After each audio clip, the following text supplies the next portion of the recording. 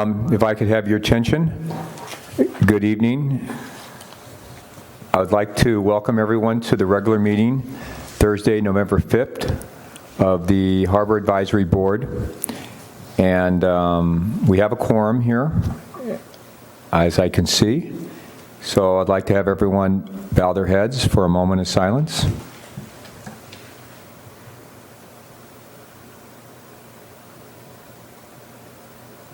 And then we could stand up. Lynn, if you could lead us for the Pledge of Allegiance, I'd appreciate it. Did you say me? Ready? Begin. I pledge allegiance to the flag of the United States of America and to the republic for which it stands, one nation, under God, indivisible, with liberty and justice for all. Thank you, Lynn. And at this point in time in our agenda, we usually go down the list here to see if anyone has any announcements. Ron, I'll start with you today. This Saturday evening is Morro Bay Sings Motown. That's a fundraising event that's put on by the Morro Bay Community Foundation. It has live music and a live auction and a silent auction and food donated by the Galley Restaurant here in town and a no-host bar and a good time guaranteed for all. Virtually all of the proceeds from the event are used to provide what the foundation terms as awards for kids to participate in organized sports activities in kids from Cayucas, Morro Bay, or Los Osos who otherwise financially would not be able to do so. So it's very worthwhile, plus it's a lot of fun, and we would love to see you at the door. You can buy tickets on the Morro Bay Community Foundation's website, which is www.morrobaycommunityfoundation.org, or at the door. Doors open at 5. The event kicks off at 5:30 and will run probably until about 9 or 9:30 on Saturday evening. Thank you, Ron. Where was that again, Ron? Actually, I didn't give you the location. Thank you, Alan. It's at the Morro Bay Community Center. Thank you. Thanks, Ron. Worthwhile event. Dana? No comment. Neil? None from me. I would also like to pitch that we will have our drive-in movie night at The Rock, November 13th, 6:30. We're creating a drive-in experience. We have a 40-foot screen. We'll be holding and showing 2 classic surf films, 5 Summer Stories, and Thicker Than Water. So I'd like to have the community come out. This is our inaugural. It's kind of been a little bit of a, not so much a struggle, but trying to get everything, a challenge, I should say. So it should be fun, and I think this is going to be a wonderful experience, and hopefully not just the last one that we hold out there at The Rock. So I'd like to see everyone out November 13th. Gates will open at 5:30.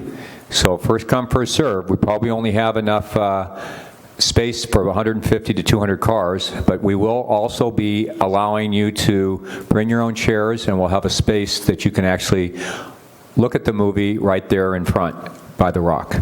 So you can go to our website, which is www.friendsofthemorrobayharbordepartment.com. All the proceeds will be benefiting the Friends, which in turns helps out the Harbor Department. So, yeah, Lynn. If you are going to sit in your chairs down by the rock, do you need to bring a radio in order to hear the dialogue? No, we'll have speakers down in the front area for that. But the people that will be in their cars, you can turn to your dial, 97.3, which is our local radio station, and we're creating a drive-in experience, so you'll be able to hear all the audio there. What it is $10 for adults, $5 for children, and any children under 12 will be free. So that's what we've decided. Thank you. Lynn? Nothing. Alan? Nothing. Gene? Yeah, I'm happy to say that this afternoon we just finished driving the last piling for the new docks at Morro Bay Landing there between Harbor Hut and Gafco. This project originally started in 2004, so that's 11 years worth of thought and process. So we just have to do all the nuts and bolts and put it together, but it's been a long time and it's starting to look pretty good.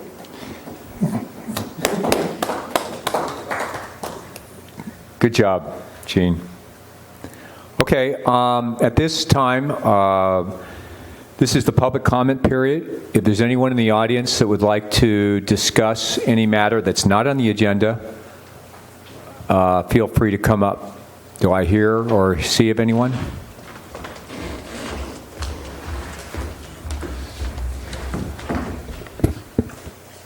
Hello, my name is Tina Hoppy, and I'm a resident of Morro Bay and also a business owner since 1989 on the Embarcadero.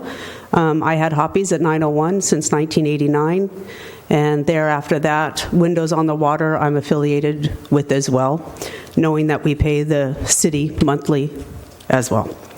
I just recently moved back to Morro Bay from being in Los Osos, and when I come home from work, I love to power walk to the Rock and back. Well, that's about 4 miles from my house, and by the time I get there, I need to use a restroom.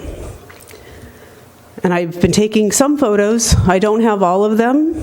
There's some that are by far more toxic than others, but there's time when there's no restaurants or restrooms to use. There's 2 sets of bathrooms down there. At times, they've both been equally as bad. I did send letters. I went to the City of Morro Bay right off the bat, and little Amy was kind enough to give me contacts. I wrote a few letters, and Mr. Buckingham was very kind, and he wrote back immediately that day, which was very impressive. He also apologized, and he has to hear it from his wife and his child as well, that the bathrooms are unusable. I said, thank you for agreeing.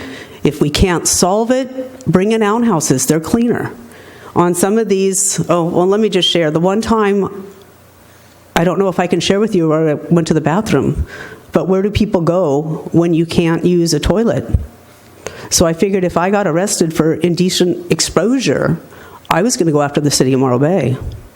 So then I bring my stepboy down to use the bathroom, and he comes back out and he's holding himself. And I said, what is wrong, Warren? I can't use them. He's 9. I put him in the van, and I gave him his pail, and I told him to pee. That's just wrong. I've traveled to many, many different countries. I've used many, many outhouses. I'm an event coordinator, and I have to bring in outhouses, and they're kept nice. I just came back from Famosa Racetrack, where there's over hundreds of thousands of people with outhouses, and none look like this. This one, the last picture just had was the men's bathroom down by the Rock, which was actually fairly clean. That has a soap dispenser. If we scroll through a few more, we're going to get to a men's bathroom, which is by, that's Tognazzini's bathroom right outside. That piece of cardboard, that was at 9 o'clock in the morning when I walked to the Rock in the morning. When we went down to Tognazzini's for a glass of wine and appetizer, the gentleman at 5:30 was just removing that cardboard from the floor. But if we go to the next picture, not yet.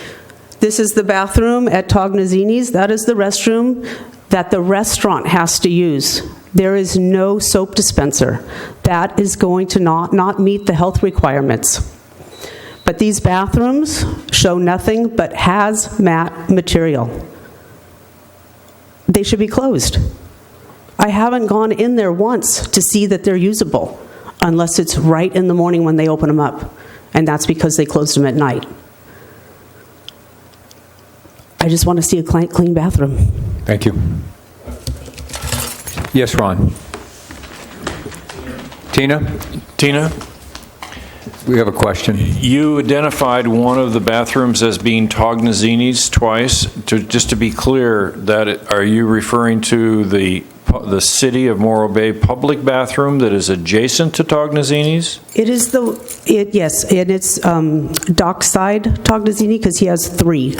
Okay, but the building you're talking about is actually the City of Morro Bay's public bathroom? Or I not? believe so. They're As opposed to Tognazzini's bathroom? Correct. Thank you. Thank you.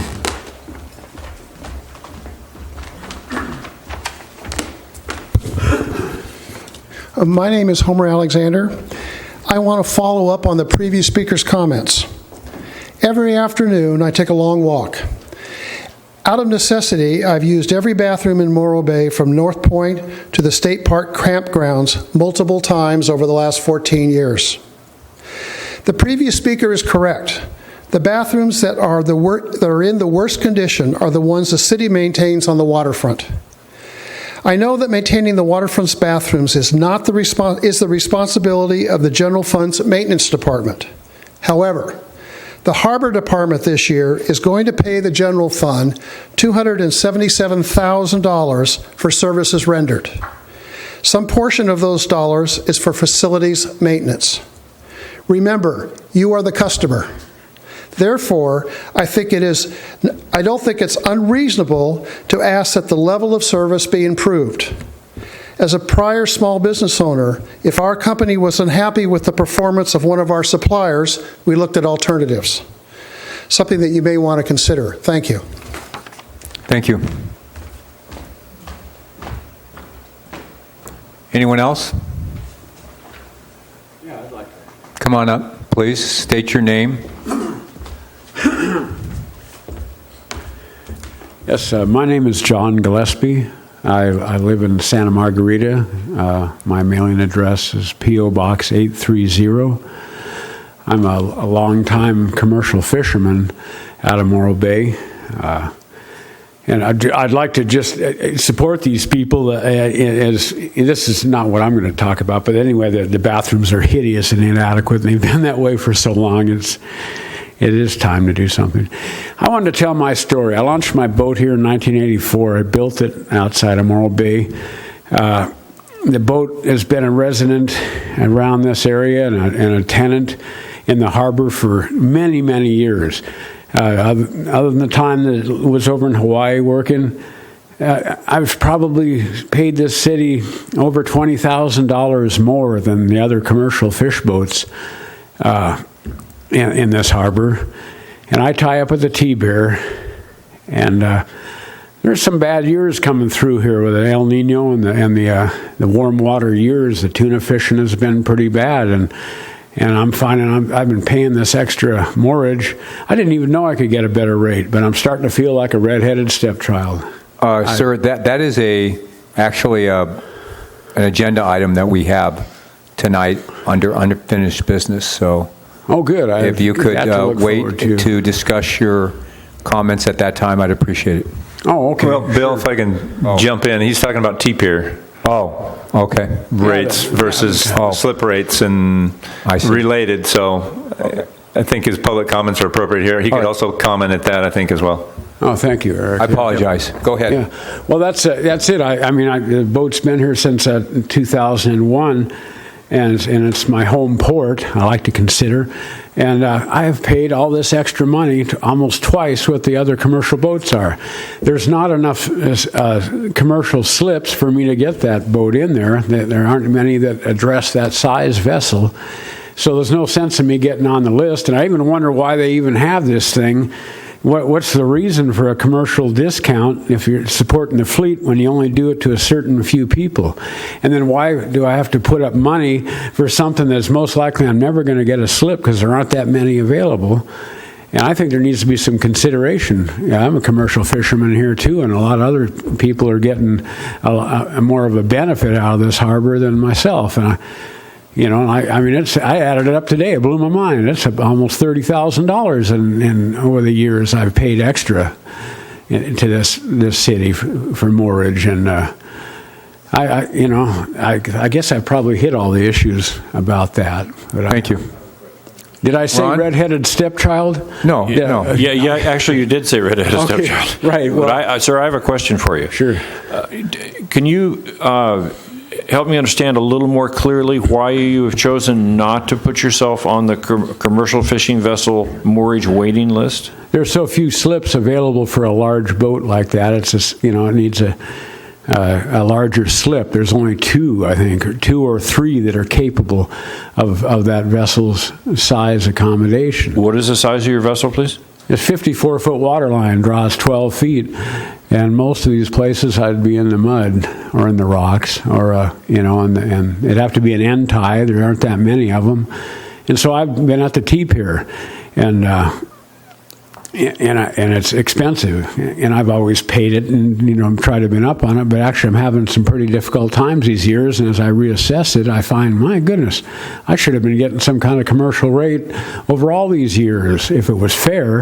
And I think there's an element of discrimination and unfairness here that I'd like this board to address, if you could. Okay, thank you. Thank you.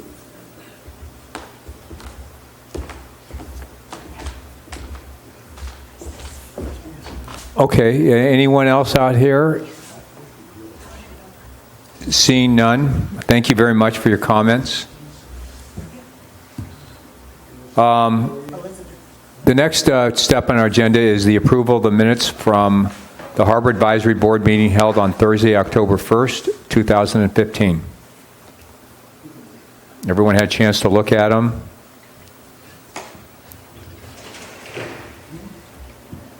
Any corrections? Do I hear a motion to approve? Jean?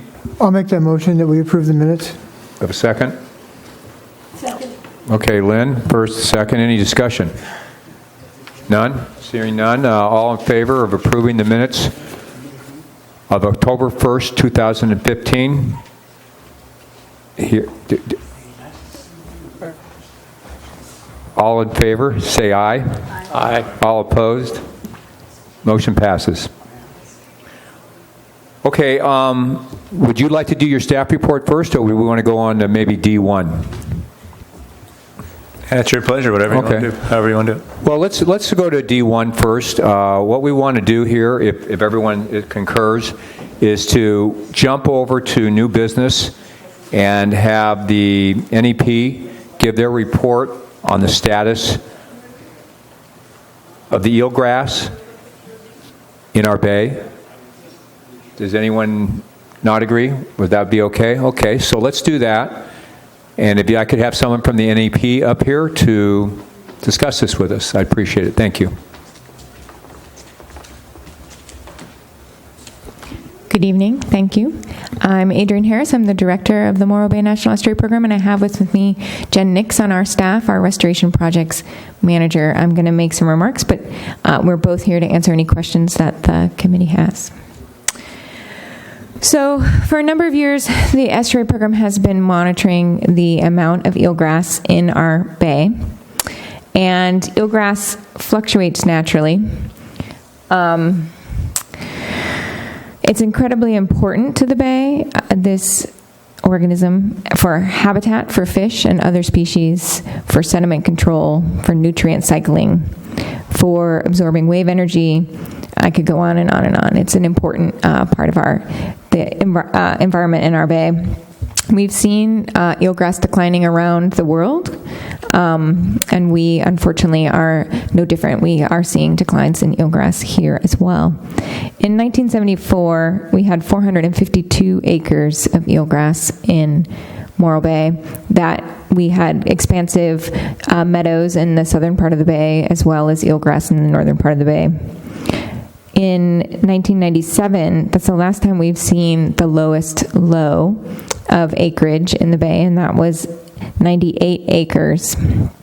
In 2015, we believe that there are only approximately 13 acres of eelgrass now. So that's a 97% decline in eelgrass since 2007. That was the last time we saw a high point in the fluctuation of eelgrass acreage.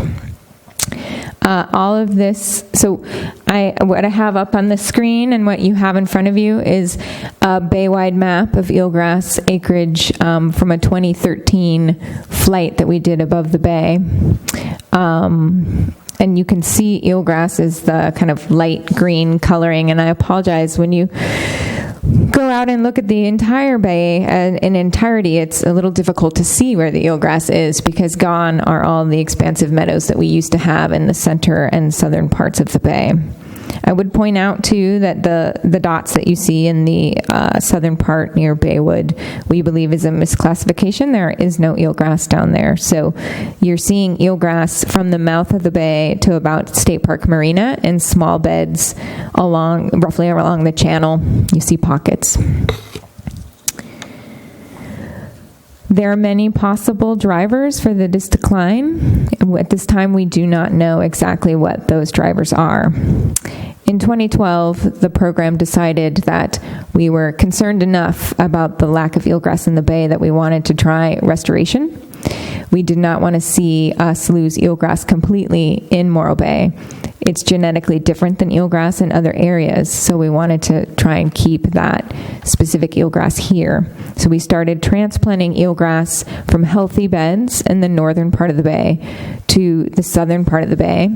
The second handout that I provided you, and maybe AGP can put that up, or we have it, sorry. The second handout that I provided you is where we have done planting from 2012, 2013, and 2014. We focused that energy in the center and southern parts of the bay, where we would like to see eelgrass come back, where we've seen the most drastic declines. In 2012, we did 21 locations of planting.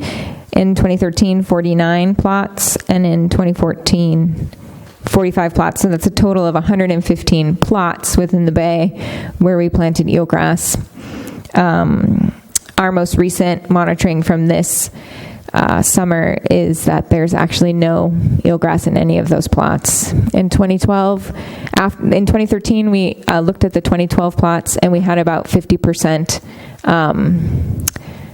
eelgrass in what we planted. And then in 2014, we believed that there was 70% survival of what survived that first year, but now none of it's out there. So we're scratching our heads to try and figure out what is the next step, because this is obviously not working, and it's not worth putting a lot of time, energy, and resources into planting in this way when it's not being effective. So currently the program is evaluating what other techniques we could possibly use that are cost effective in trying to encourage eelgrass to come back into other areas. We're talking about seed bag, actually collecting seed and using seed bag deployment instead of the more costly and difficult transplanting of healthy eelgrass. We've also partnered up with researchers across the West Coast to look at the decline here. In particular, there are new faculty at Cal Poly in marine sciences that we have interest from to do targeted research here in the Bay to try and figure out what is keeping eelgrass from recovering. So we are working on that. We were hopeful to get a grant from Sea Grant to support that work. We just found out that we didn't get that grant. So we're in a period of looking for resources to support the energy that we now have created with this potential Cal Poly partnership. We are continuing on staff to do bed density monitoring and bed condition monitoring of eelgrass, so we can continue to monitor what's going on. But I think in particular what is important to note for the committee is that where we're seeing eelgrass in the bay is in the same places sometimes where we want to see development along our harbor front, our working waterfront. So it's incredibly, I think, a difficult issue for the community, because we want to see economic development and development of our waterfronts for all the uses that we need, but they're also where eelgrass is. And so I know that the regulators in the state have requirements on the folks that are trying to develop that area. And I think as a community, we need to figure out what we're going to do about that. And the estuary program and the harbor department, along with others, have been in conversation with state regulators and federal regulators about this conundrum of eelgrass. And we are interested in continuing to be part of that conversation. I know that this is part of the agenda where you're going to be discussing mitigation banking and the idea of putting together an ad hoc committee on discussing mitigation policies, and we would be happy to be at the table to talk about that. And we're also here to answer any questions that you guys have. Gene? Yeah, this is really fascinating to me. In the Back Bay, in the South Bay, where the majority of eelgrass historically has always lived, it's almost all gone. Mm-hmm. And in the working waterfront in the north part of the bay, which is a small sliver of the area, the eelgrass seems to be doing just fine. Yep. And so it would appear to me, just logically, that the working waterfront is beneficial to the bay. I see more eelgrass on the north part of the bay every day. And so it doesn't seem to me like hindering by adding more restrictions for the eelgrass development in the North Bay is really going to benefit. It's doing just fine. We need to figure out why it's not growing in the Back Bay, not how to not curtail development in the front. Mm-hmm. Is my comment. Yeah, and please let me clarify that we have no authority over regulating development for eelgrass. Yeah, I know. So, but I understand a lot of the concern that the community has about the regulations currently in place. Alan? Well, I'm glad to see you here tonight. I know almost nothing about eelgrass except that Brant eat it. And but one of the other fellows on the board, Dana, he told me one time that during the tsunami, he looked out on those beds in the Back Bay and he saw the water coming off and dragging all this surface off. And I just was wondering if you were going to investigate maybe any problems that resulted from that, if maybe it was something that... So anecdotal evidence would definitely, we saw it too, the eelgrass floating through the bay after the tsunami. I'm sure it probably did pull out some of the eelgrass after that event. I don't think that it can explain the entire decline that we've seen in the bay. It's definitely some other drivers at play as well. It was going on before that happened, is that right? Yeah. And we've seen more declines since that event as well. Were there any transplanting operations that did succeed? So I'm going to let Jen talk about that. Hi, thank you.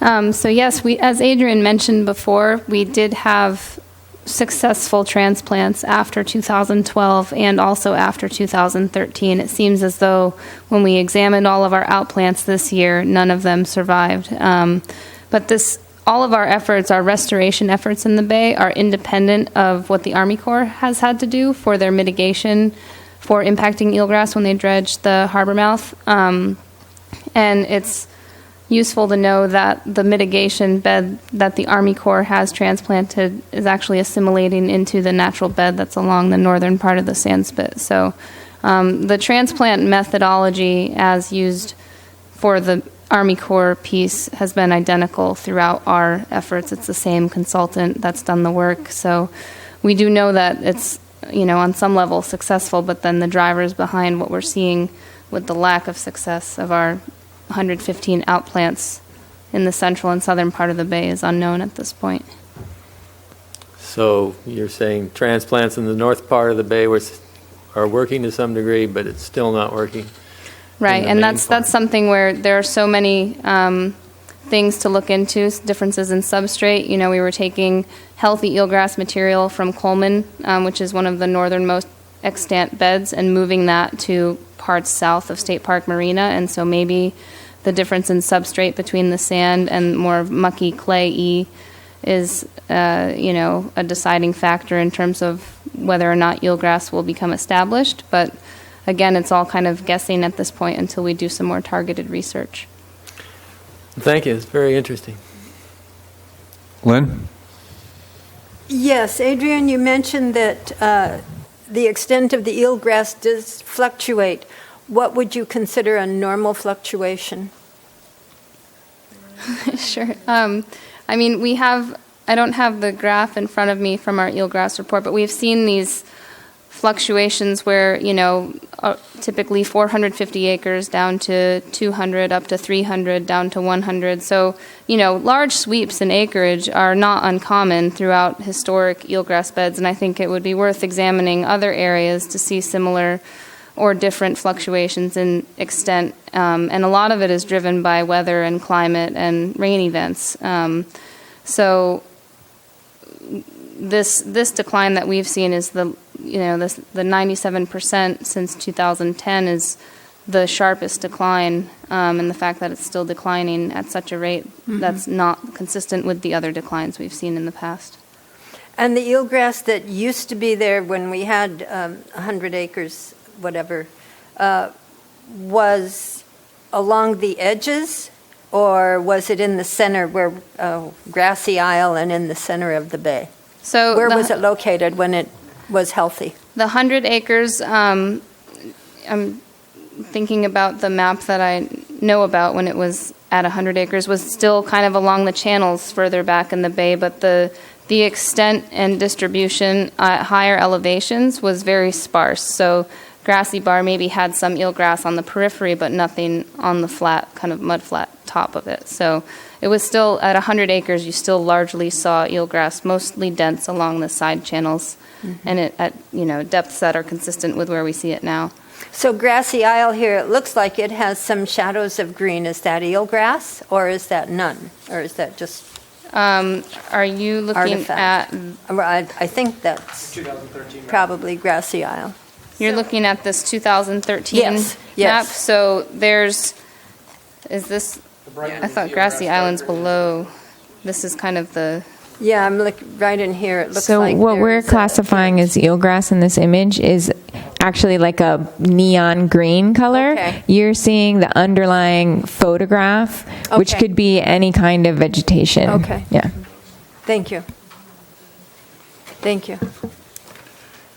And I guess I would note that when we saw the 100 acres in the bay, there was eelgrass in the center and southern parts of the bay. It just happened to be in deeper locations than we've seen. When it's very extensive, we've seen it quite shallow.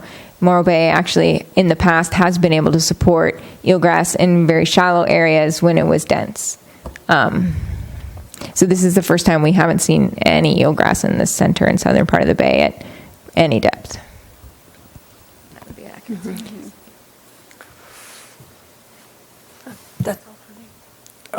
So in your studies and trying to target what has happened, how do you figure out, for instance, the big thing that comes up is the last 4 years we've been in a drought. So given that, we've had no run up in the south back bay whatsoever, just about. How do you figure whether or not that plays an important role?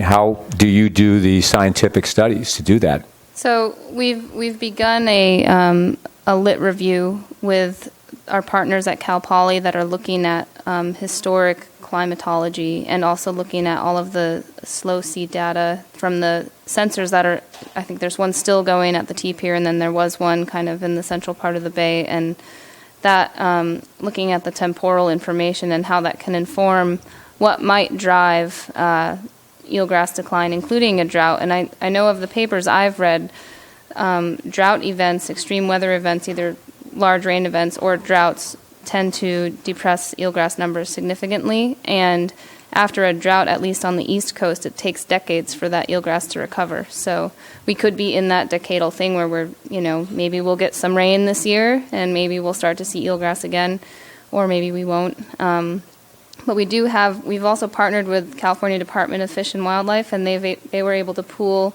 some funding to put out some instruments in the bay, and so they're monitoring in partnership with Cal Poly and us. They're looking at a suite of things, including velocity and pressure and temperature, salinity, all of these things kind of in strategic areas where eelgrass isn't but was, and where eelgrass currently is, to kind of look at, compare and contrast this stuff. So, and then how we have been moving forward with this is relying heavily on kind of an ad hoc technical advisory committee where I've facilitated conversations among eelgrass experts up and down the coast. And so, because we can't go into this blind at this point because we are at risk of losing our entire resource. So.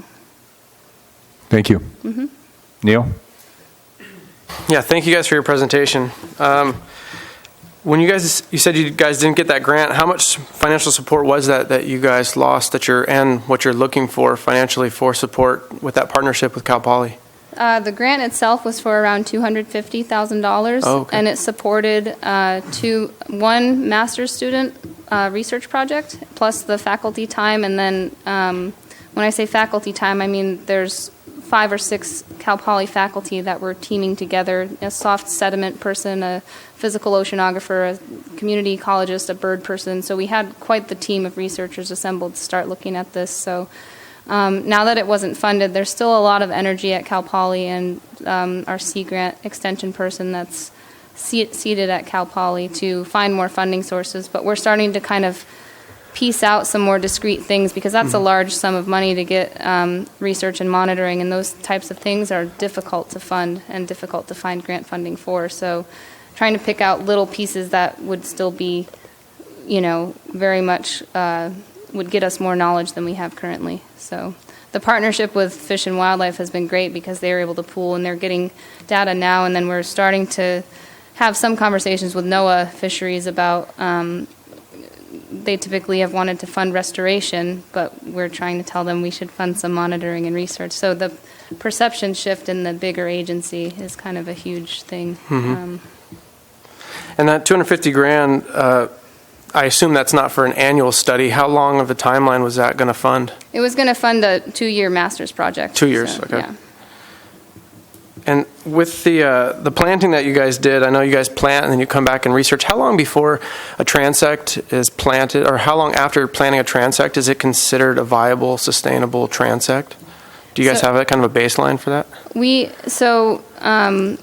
the transplant effort, we've used Keith Merkel from Merkel and Associates, who's the guy to do eelgrass restoration throughout most of the West Coast. So that was in 2012. That was the big push, was to get this expert on board so that we would have the greatest likelihood of success. And he's also the contractor who the Army Corps used, so he's here anyways. And so what he's done is every year after the transplant's put in, he'll look at it before he leaves the area, and then when he comes back to do post monitoring, it's after the eelgrass has had a chance to bounce back from being grazed, or it tends to look a little sickly all winter long anyways. So he would come back as soon as things started going off in terms of reproduction and things growing, and so he would look at the transects via sonar at that point in time. So it's a yearly, kind of a year after we plant, we would follow up with a monitoring event. And then each year, so the 2012 transplants have been looked at every year up until now in the same way. And so, and Keith Merkel, he was involved in the Army Corps of Engineer project. Was that the large project that happened essentially straight across from, I can't remember which T-pier, where they took an excavator and they dropped the sea level in that area maybe 5 or 6 years ago? I think so. It was before my time, though, Eric. You might, yeah. Yeah, I believe that's the same project.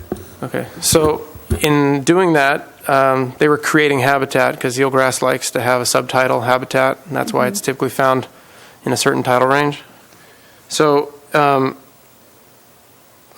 was just making sure that's the same study you guys were talking about, because I remember exactly when that went on. That was a pretty large undertaking. Yeah. And he's still monitoring that same transect, and that's still successful? His last year of monitoring was this past summer, and it's still, that transplant area is still successful. It's hard to differentiate between it and the extant bed that's there. So, but the key piece there is the habitat creation. So if the bathymetry is dropping, that's a massive undertaking if we were to try to go that route in parts of the Back Bay, which might be the requirement for eelgrass to create habitat. But that's millions of dollars, so yeah. Right. Okay. I think that's it. Yeah, I think that's all I got for now. Thank you, guys. Thank you, Neil. Dana? I was at your presentation, I think it was a month ago, that you guys gave. I thought it was really informative. A couple of things. There were some comments regarding the watershed. Obviously, was a big part of it, and there was talking about fresh water and the withering disease and the fresh water helping that disease go away. Somebody made the comment of if you could throw this in a bucket of water, it would just go away. And I thought, well, there you go. We've been in this drought. The only water source we seem to be getting out of the watershed is treated sewage from Men's Colony. So there's that. And then we have the tsunami. There was some wash out of, obviously, but there was also siltation that covered a lot. And I think I talked to a docent from the Natural History Museum. I think you know who I'm talking about, and I can't remember her name. But and she was saying she saw some eelgrass starting to pop through, but it was because it was so buried. There was a lot of siltation there. So I think, hopefully we do get the winter that they keep predicting. Maybe that will help. But like you said, it could take a decade for it to really show. So.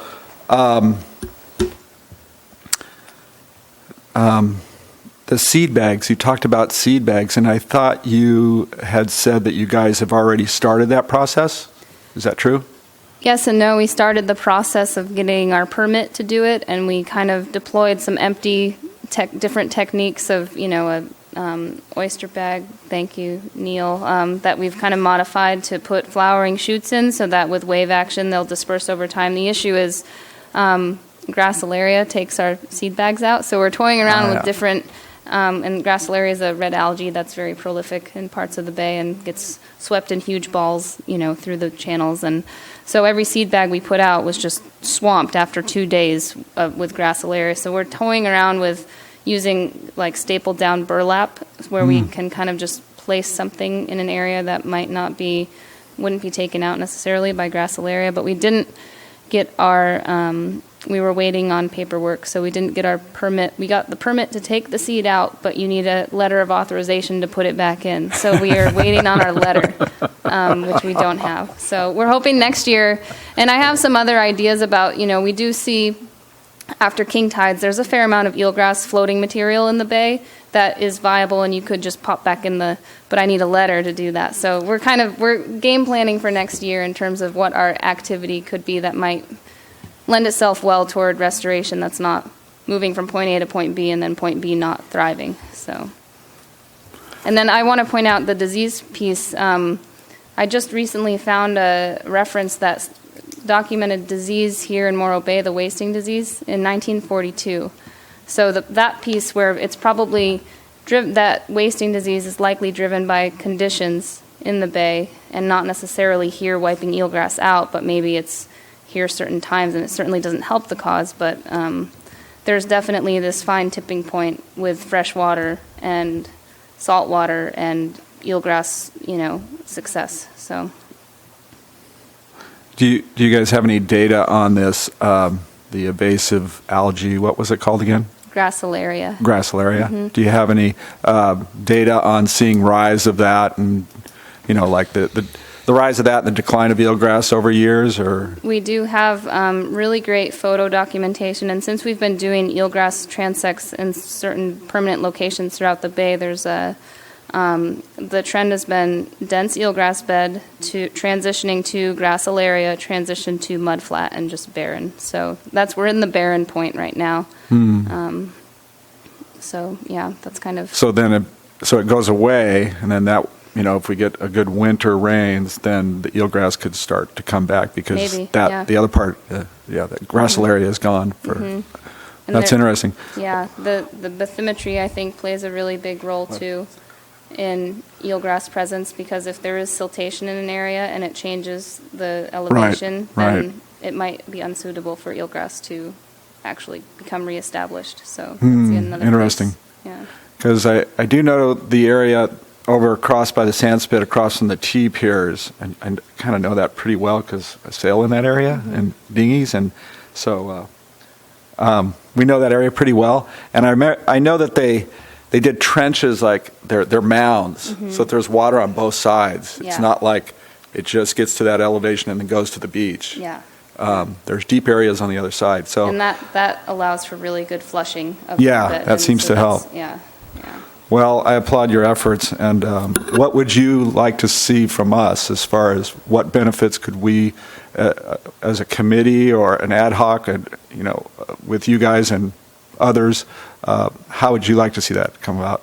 Well, I mean, I've included Eric on all of my kind of technical reaching out. I've copied him on everything. So I think having that resource, at the city and just kind of being involved, seeing the direction of where the mitigation banking piece might go in the future, and just kind of being part of that conversation, given that we're out there a lot looking at eelgrass and we kind of see what's going on. And I totally see the eelgrass thriving among riprap, which is not necessarily its best habitat choice, right, but it's what it has right now. So along the Embarcadero. So I would just like to add that in one respect, from a restoration standpoint, we're in a better place than we were in 2012, because in 2012 we couldn't get any of the state or federal agencies to pay attention to this issue, and then potentially provide funding to support looking at this issue.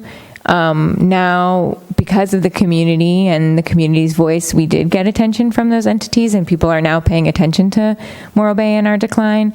So we will continue to be applying for funding to try and support looking at the decline and potential restoration here. So it would be great if for the city and the committee to continue to potentially write letters of support when we write grants, saying that this is an important thing that we as a community want to look at.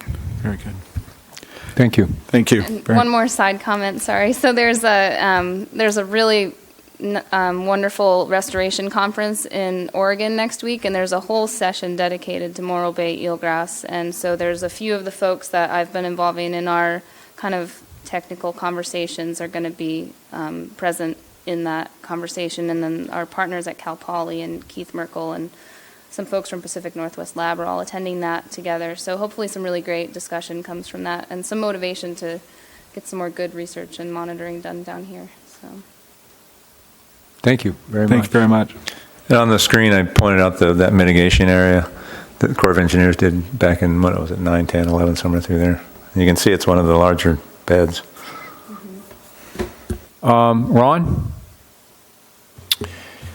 Is the Morro Bay National Estuary Program aware of any federal or state regulations related to eelgrass that have the potential for impacting Morro Bay economic activities, either present or planned?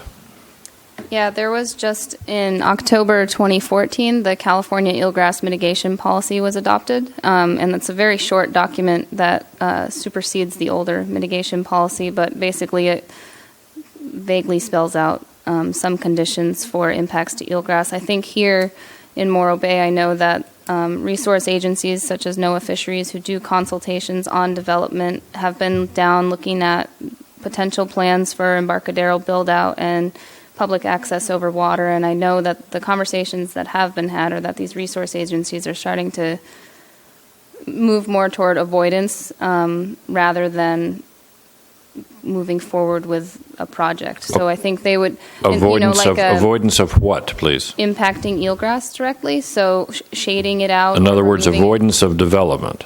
Not necessarily avoidance of development. I think everyone wants to see the things in the general plan move forward, but in a way that I think that the way that things are planned now don't currently account for the fact that eelgrass in Morro Bay is so low that taking out a postage-sized stamp might be requiring that business owner to take under a huge, expensive effort to get it back because the requirements in the mitigation policy are, I think, a 1-to-1 replacement, but that might be a losing battle in terms of if you take out 0.25 acre of eelgrass and you're responsible for putting that back elsewhere in the bay, that might not be possible. So I think that these resource agencies are starting to come around to that realization that they might not be able to grant.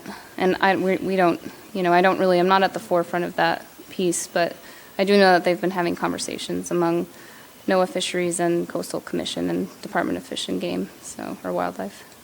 Thank you. Yeah. Anything else, Neil? Yeah, two more questions. You said you needed letters to plant. Who do you guys get your permission for those planting documents? It depends on where we plant. So the part of the bay that's owned by, or is it leased by Fish and Wildlife or owned by Fish and Wildlife? They have jurisdiction over, I think, almost everywhere south of State Park Marina, which is where we've been targeting, and that general area has been where we've been targeting for planting. So what we would do is apply for a scientific collection permit to collect eelgrass material, and then apply, or that goes into a letter of authorization within California Department of Fish and Wildlife, and so they go through their whole process. And then north of there, you also have to get, it's a very simple one-page application through into state parks for collection. So. And planting, same agency? California Department of Fish and Wildlife, yeah. And then the second one, where is that talk in Oregon? Do you know?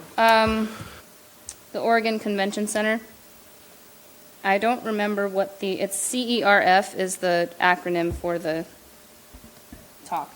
So CERF is the Coastal Estuarine Research Federation. They have a conference that I think it's biannual. Thank you. Okay, Gene?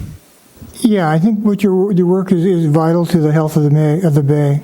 And in this respect, I don't know if it'll help or not, but my son, 15, 18 years ago, did his master's on eelgrass in the bay, where he spent over 60 hours underwater over a 9-month period studying 5 different locations in the bay for Cal Poly. So that research should be there somewhere. So, yeah, if your son wanted to share that with us, we'd be very happy to get that information. We can also ask some of the Cal Poly researchers if they have access to it. Okay. So, Gene, okay, thank you. Thank you, Gene. Well, thank you. I was also present a month ago with Dana and Ron here on the board, and you guys are doing a great job, and look forward to trying to find an answer to this dilemma. Thank you. Thank you. Okay, at this time, we might want to continue the D1, and I would like to entertain maybe a motion from someone here. Ron, do you have a motion here that you'd like to discuss? Sure. Given the importance, I mean, the board has discussed or had presented to it eelgrass issue over quite a long period of time, and given the importance of providing healthy resources in the bay for marine organisms on the one hand, and the potential impact on waterfront economics from state and or federal eelgrass related regulations on the other, I move to establish an eelgrass ad hoc committee whose initial charge is to educate itself and the Harbor Advisory Board concerning present and planned eelgrass regulations that have the potential for impacting existing business operations in Morro Bay and business development in Morro Bay, as well as becoming informed regarding potential eelgrass mitigation policies. Further, if they are willing, that Harbor Advisory Board members Gene Doherty, Lynn Meissen, and Neil Maloney serve on that committee, with the committee selecting its own chair, and with the committee authorized to incorporate into its body or as advisors any party who would materially benefit the committee's activities. Okay, I have a motion here. Do I have a second? Polly? I haven't. Do I hear a second? I'll second that. Okay. Thanks, Alan. Okay, we have a first and a second. Any discussion here? Gene? Yeah, I would be concerned about a conflict of interest with myself, and I'm not sure, because if we're talking about eelgrass mitigations, I'm involved with that all the time. So I'd have to look into that before I decide to join the committee. It seems like a real worthwhile issue. The motion was education. Yeah, I understand that. as opposed to advocacy, Okay, education. okay, education, that's fine. I'm fine with that. I hope that you would be. Yeah. And we're a I'm sure you brought conflict. that up. Where a conflict would come in if you have any direct financial possibility of any direct financial gain, and I think it'd be a stretch. I just got lost in his motion. So. I don't know how you could. It was very short. Okay, any other discussion? And, I mean, Neil also brought that up. I mean, he is on the waterfront. He's a waterfront leaseholder, and he wants to make sure that he doesn't have a conflict of interest. So I think those points are well taken, because education is one thing, but sometimes when you start educating yourself, then you try to advocate too. And so we have to be careful. And I think most of the people here on this board have an interest in eelgrass and what it does to them in their livelihoods. So it's a point well taken that we probably should look into it, Eric. I mean, I don't know with someone, just in case that we do run into some problems. So I'd appreciate that. I apologize. Any other discussion? Lynn?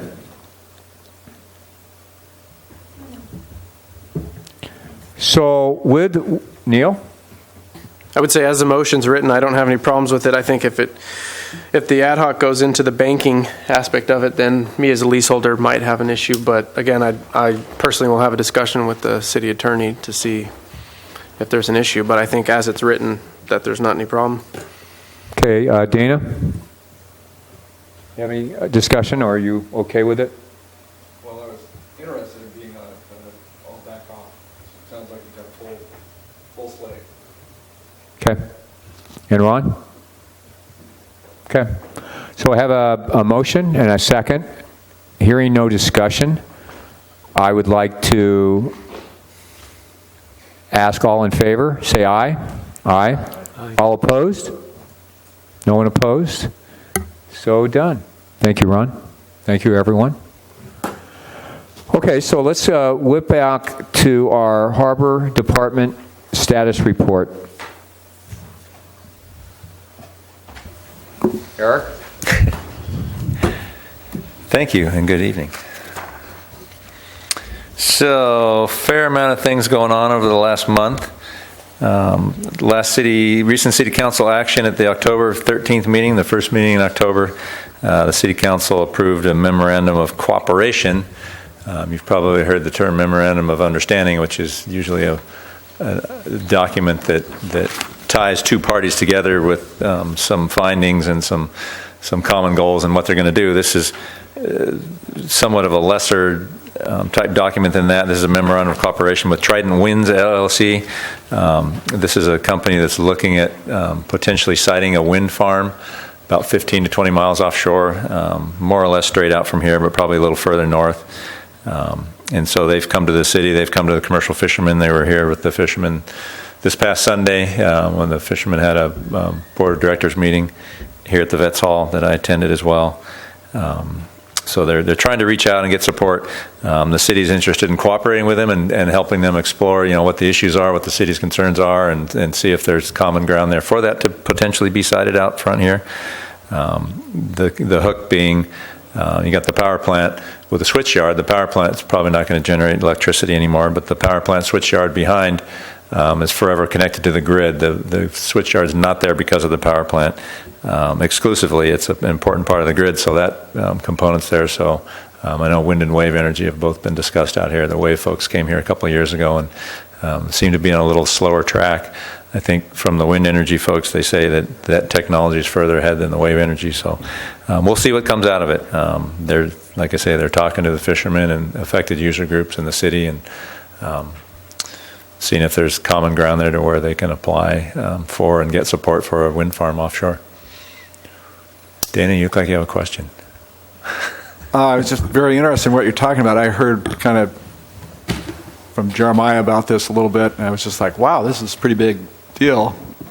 And it's a potentially very big project. I forget the megawattage of it. It was something more than the existing power plant.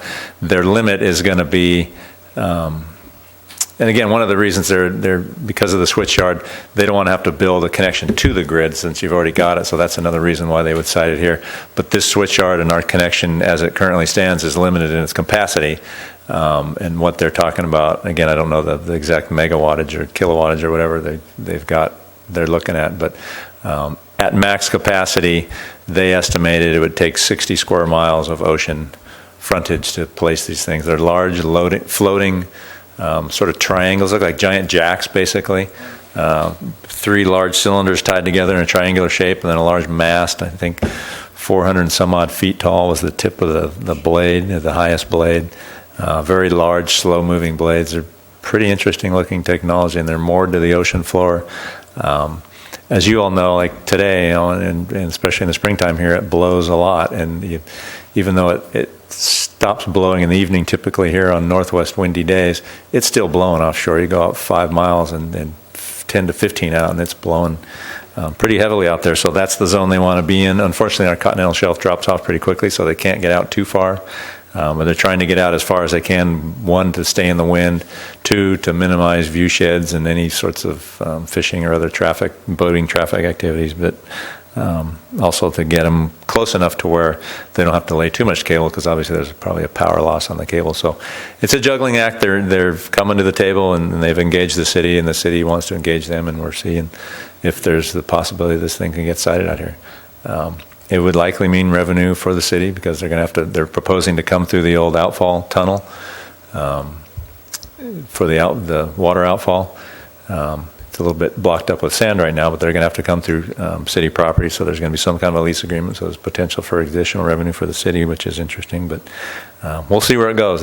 Like I say, they're in the real preliminary stages. Apparently some of these things are sited in Europe already, so the technology's there. It's just a matter of getting through the regulatory part and whatnot at this point. Any questions? Ron? If you've come across it in any of the literature, do you know the depth limits for anchoring these things? I do not. In the meeting we had this past weekend, and then Trident came to that city council meeting with a pretty robust presentation. I don't think there's a depth limit from a practical, logistical standpoint. I think it's a cost thing, because they're not just a single mooring. They're probably 2 or 3 or 4 point mooring systems. And I think the sheer cost of putting all that cabling down gets to be, you get behind a cost curve at some point there. But no, they've, like I said, 15 miles out, and I don't know the depth. Alan, you probably know the depth out there. They had a fathom, I want to say 500 fathoms was maybe the number. 500-600 fathoms seemed to be the maximum depth they wanted to be in. So pretty darn deep.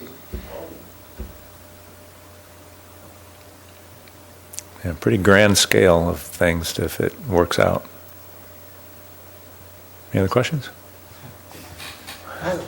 Just to clarify, fathoms, not feet, right? Fathoms. Okay, Gene? All right. Too many to ask. Yeah, okay. Thank you very much. Okay, Eric. All right. And continue to move forward. Next item, October 27th, City Council meeting. The council approved that we go out for requests for proposals for the Kayak Horizons lease site, 6262W. Previous action on that site had been the owner had initially proposed a redevelopment of that site. That lease expires in 2018. He since withdrew that. I want to say that was in late 2014. He tried to work with a party that may be familiar with you on the right side of the dais here, your left side. He also tried to work with the new owners of the Gray's Inn on a potential purchase of the lease for a redevelopment, but both talks fell apart and they weren't able to come to terms. So we're back at the point of no proposal and the lease coming up on expiration. So we took it to council, and council said go ahead and put it out for requests for proposals. One curveball we did throw at the council was the potential of the city taking the site back over. I presented that as a possibility, the city taking the site back over and using the area to site a public restroom down in that area. previous public comment speaking notwithstanding, we do need a public restroom down in that end of the Embarcadero. So council kind of approved what we call sort of a hybrid approach, where put it out for RFP, but put it as maybe one of the conditions or an option in the RFP to propose putting in a restroom there. So we'll be getting that out hopefully in the next few months and getting it out to the public and see what we can get out there for proposals. Questions?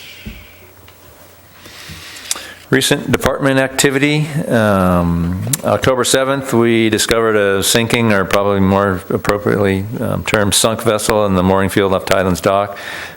Jim Sanders came in. He owns one of the mooring pulling barges and does some marine salvage here on the waterfront. He raised it, got it to the surface. The owner threw in the towel, gave up on the boat. It was an old 1950s wooden boat, I think. Turned it over to us under our VTIP, Department of Boating and Waterways grant funding program. We had Negrani Construction come in and destroy it a few days later. So that was a successful project. The boat had no engine, no fuel tank on it, but fuel tank had no water in it, so no real pollution problem. A little bit of loose debris came off, but boat came out of the water okay, and we were able to demolish that pretty easily. Yeah, on October 9th is when we towed it to the launch ramp and got rid of it. We still got funding under our VTIP program, so I guess maybe for anybody out there in TV land, if you've got an old boat sitting in your yard on a trailer or something out here in the bay that you're just done with and you want to get rid of, we do have some funding still available to take that off your hand virtually free of charge. We do ask that folks take off personal property and engines and get fuel tanks off or out if they can. To minimize our costs, but it's a great program. We've spent several tens of thousands of dollars on that program in the last few years, getting rid of a lot of old junk boats. So if you've got them, let us know. On the evening of Eric, yep. Quick question.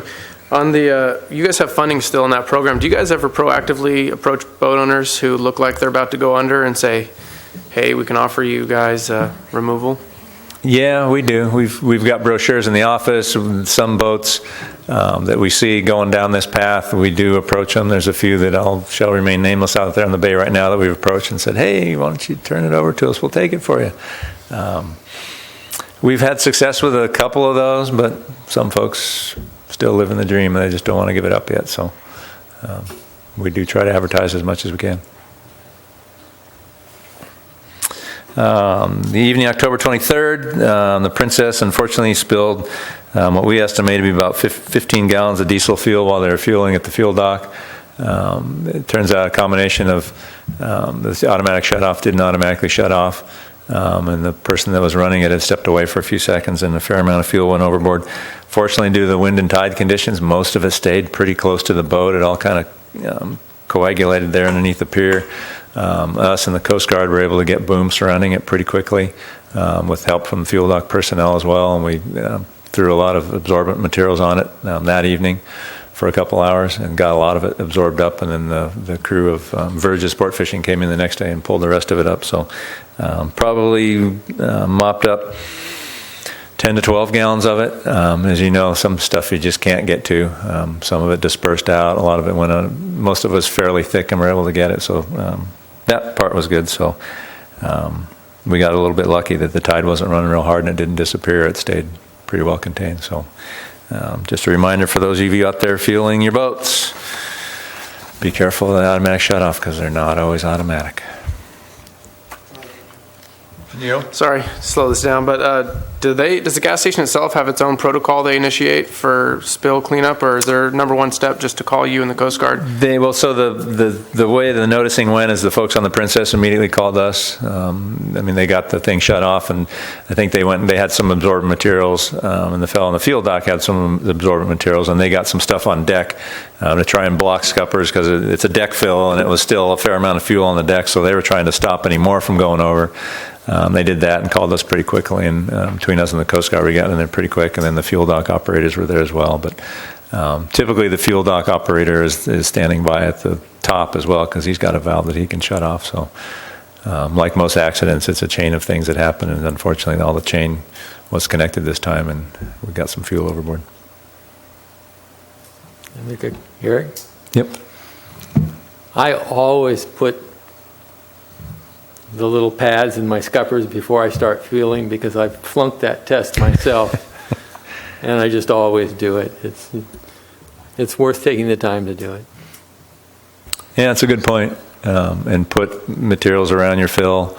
And again, just always be in attendance. I mean, have your hand on that valve. And because even if it's not an overfill situation, those of you that own boats and have fueled boats, you get air bubbles, you get burping coming out the vent. Sometimes you get burping coming out of the fill. It's not like a car. You can stand there and just wait. It automatically shuts off the boat systems for whatever reason. It's almost always a surprise. Can't always be that friendly, full. so yeah, it usually goes overboard pretty quickly. Any other things on that? Moving along. So, and I don't have the date here, but PG&E meteorologist John Lindsay, he's still their meteorologist out there, and he predicts the winds and tides, and he's kind of become the San Luis Obispo County's weather guru that everybody turns to for weather advice. He came and talked to, he was asked by Becca Kelly, our patrol supervisor, to come give us some what his take on El Nino, what was going to happen this year, and that morphed into police and fire and some other folks coming, other city employees, because he's a popular guy and he's smart and he's got a lot of good information. So we all joined up at the fire station, and he gave a presentation on what he thought was going to happen. Key points that he brought up were, we're going to have a lot of southerly winds, containing more rain, the old good old Pineapple Express, the storms that swing to the south and pick up a lot of moisture from the subtropics. That's a pretty standard El Nino condition that we need to watch out for. His modeling and the conventional wisdom seems to be that San Luis Obispo and Santa Barbara counties are going to be kind of like we were in 1982, 83, kind of right in the crosshairs of the jet stream, dipping down and routing everything right through us, which is good for the rain standpoint. We certainly need the rain, but when it comes down in El Nino buckets, it is obviously probably going to cause some problems as well. He had December, January, February as being the months where it's going to come in earnest, which seems to be the pattern later in the winter. We've had a couple little rainstorms here recently, but to add something to that, but we'll see what happens here come a little further into the winter. And attached to the staff report are some flooding safety tips. We have, and I'll move straight into the next one, El Nino prep. This was kind of our beginning of our El Nino prep. We've come up with a list of some tasks that we're going to have all our patrol folks do, just checking facilities, checking our boats and people's lines, typical storm stuff that we say every year when winter's coming up. Make sure you check your boat lines and bilge pumps and everything. Make sure everything's working good, that your scuppers aren't blocked for rainwater to shed off. We as a department are being a little more proactive. We're putting some inserts into our slip and mooring holder mailers, into our lease holder mailers with some of these tips and some of the information. We've purchased some sandbagging materials. The city keeps a pile of sand over by the corporate yard over on Highway 41.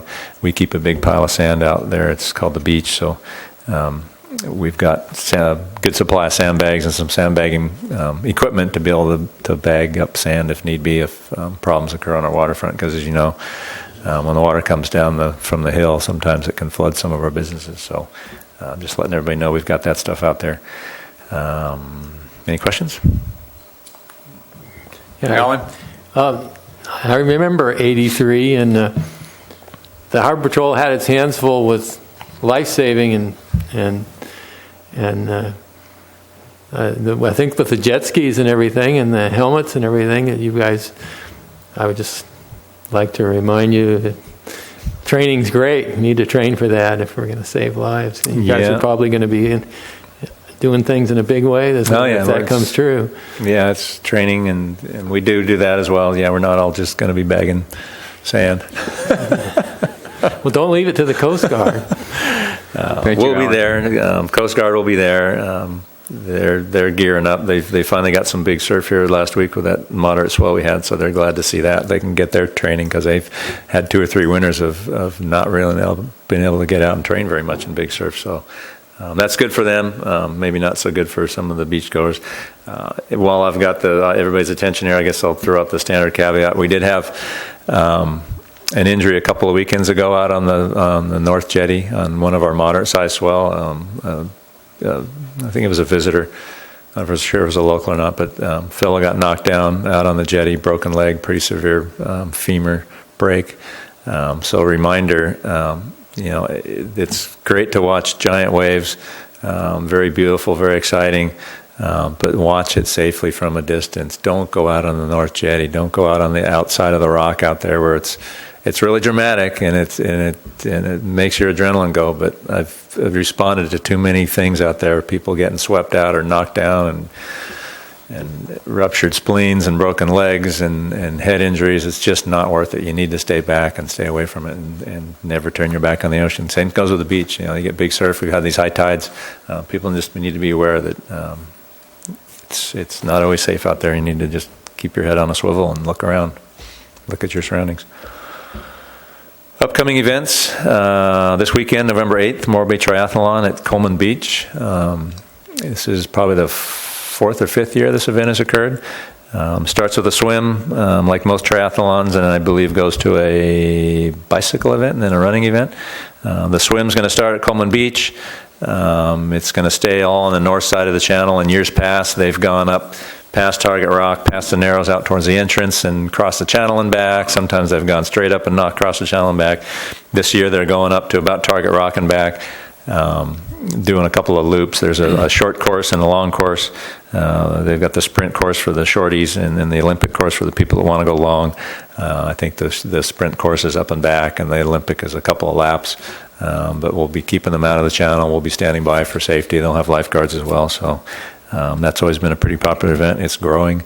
I'm not sure what the participation levels are, but last year they had probably a couple hundred people in the water. It was pretty big. And then they do the bike ride. I don't know exactly where the bike route is this year. I think they're going up Highway 1 and then the run when they get back from that. So look for that. If you're triathlon oriented, you might want to look on Google that or Bing it or however you want to look at it on your search engine and look it up. And I'm sure there's still places where are still available spots if you want to join up into that. Friday, November 13th, movie night at the Rock. I don't need to say much more about that. I'm anticipating we're going to have a pretty big turnout. Just remind people, be patient. This is our first time around. Follow the directions of the folks. We're going to have folks out there with light wands and trying to guide them into the parking area to make sure everybody gets where they need to be. It's not going to be like the drive-in where they just cut you loose and you drive over the whoop-de-doos and you find a spot. We're going to, depending on whether you bring a Prius or you bring a Sprinter van, if you bring a big vehicle, you're going to be in the back because we don't have the whoop-de-doos and the raised elevation that people can see over, so we're going to have to kind of triage the vehicles as they come in, so have patience with the folks out there trying to do it.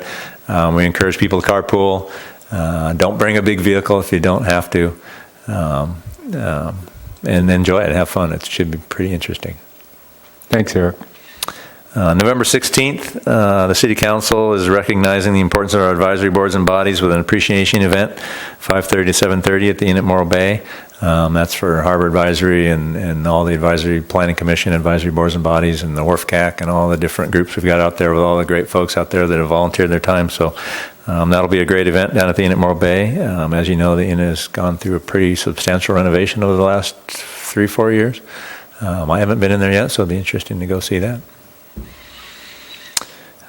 December 2nd through the 7th, the Lady Washington and the Hawaiian Chieftain are scheduled to be here. They'll probably be down at Marina Square where they usually are, and I'm sure they're going to have their typical dockside tours and go out for sales as well, so watch for that. Again, that's December 2nd through the 7th. And finally, Lighted Boat Parade, scheduled for December 5th at 6:30, first Saturday night in December, weather permitting. You can go to the website, www.morrobayboatparade.com. I think Chamber of Commerce helps out quite a bit with that. Great event. We had good participation last year. I think they've changed their format a little bit in terms of the judging and where they put the judges, but for the boaters. Okay, I'll get back to that. So, great event. Had a lot of good turnout for that. From commercial fishermen and our recreational boaters and Coast Guard. I think in the last couple of years, we've decorated our boats, so watch for that. And I'll remind folks that movie night, we've got raffle prizes. So far, we've got a surfboard and membership to Surfline and some free membership to Studio Fitness. So buy a ticket and your ticket gets you into the raffle. So this should be fun. And with that, again, the attachments, some flooding safety tips. Be safe out there this winter. Thank you, Eric. Okay, any other questions here, folks? Hearing, Alan? Eric, I was gone all summer. I was just wondering whatever happened with that that replica, the square rigger. Was it Cabrillo's replica, or what? They were going to be coming sometime this fall, I thought. Yeah, that's a great question. Dana, that was do you know about that? Yeah, the Dana replica from San Diego? It launched. The delay was the launch was really delayed, and San Salvador is the San Salvador. And it's to be determined, but we're looking at late spring, I think, is what Maritime Museum's talking about now. Okay, thank you. Okay, under unfinished business, I'd like to get an update from the Marine Services Facility Boatyard Ad Hoc Committee. Ron? Once again, I think that the harbor director is probably the most informed. He can tell us what R&M has been doing. The contract was let with a consultant that we discussed, I think, a month ago, or even 2 months ago now, was let. Eric can tell us about that. Also on November 13th, there is going to be a study session. I think that's my characterization, not their characterization, with the consultant and with the committee and with the several other involved parties. There's going to be a tour of the site, and RM is going to tell us what they've been doing, and then there's a sit-down with all of the involved parties to compare notes. And as I understand it from the harbor director, he can give us a little more information. That the purpose is principally for R&M to tell us what they've been doing, and for R&M to gather information from the other involved parties. Yeah, thanks, Ron. So I don't have a ton more to add to that. So yeah, November 13th, starting in the morning, and I'm going to get an agenda out here shortly. I've got one from RRM, getting all the involved parties, the ad hoc committee members, the Maritime Museum, probably Larry from the Maritime Museum, the planning and building, the planning folks from Scott Graham from Up in Planning, myself, a few others on the list. Gather down at the Triangle Lot area and just walk it, talk it, start throwing ideas out. RRM is under contract. We did get the contract executed here a few weeks ago. So we'll be walking the site, getting everybody's ideas, taking down notes, looking at how much space we've got to deal with, and then heading off to San Luis for lunch at RRM's offices, and then a little more formal sit down and take everybody's ideas, take all the stuff that we talked about earlier, throw all the data. Obviously, there's probably going to be some computer-based things going on, some designing, and get what they're calling design charrette, which is basically a fancy name for sitting down and talking things over and getting everybody's ideas down. And then that'll go through the probably mid-afternoon, 2, 3 o'clock in the afternoon, once everybody gets all their stuff out and RM gets everything they need. And then they will, over the period of a week or so, put together the formal drawings and designs and see how they can make it all fit together, at which point we'll get a finished product from them that we'll bring to the Harbor Advisory Board. If it gets done in time for the December meeting, which is going to be tight because it's mid-November by the time we have this on the 13th, because I'd have to get in the agenda, the week prior to the meeting. So hopefully we can get it to the December meeting. If not, we may want to consider not canceling the January meeting. And we can talk about that at future agenda, the January meeting. Well, we'll talk about the future agenda. So that's where we are on it. RRM sent me a couple emails over the last few days requesting some information that I'm getting to them, so they're starting to gather their other stuff that they need, and then we'll be out there and hopefully come up with some designs here in the next couple of weeks to see where things might fit. Okay. Any other questions? I think this is very important, and I chatted with Eric earlier today. once we get this document from RRM, it will tell us what will fit there. It will be brought to the City Council, and the City Council then can make a decision based on RRM findings. And finally, if we have a site, we can continue to move forward. So this is a very important document. This has been highlighted as our number one concern here in our last strategic meeting.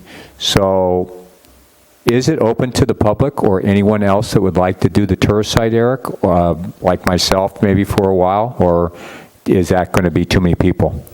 I won't say it's open to the public. It's not a public meeting. It's a meeting of our consultant, but obviously you're an interested party and involved in it, and I'm not going to say no. Okay. If you want to attend, that's entirely fine. I may put the invitation out to some others as well. So, okay, thank you.